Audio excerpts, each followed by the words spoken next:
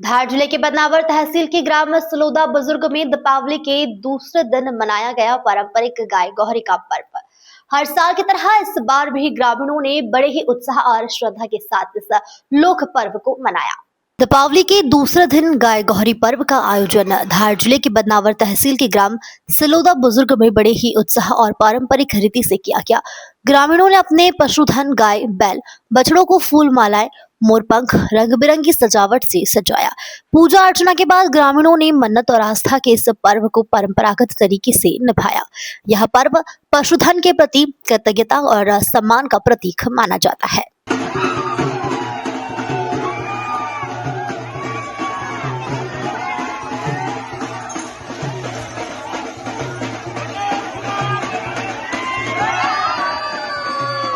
ग्राम सलोदा बुजुर्ग में गाय गौरी पर्व ने एक बार फिर से जीवंत कर दी ग्रामीण परंपरा और लोक संस्कृति की झलक।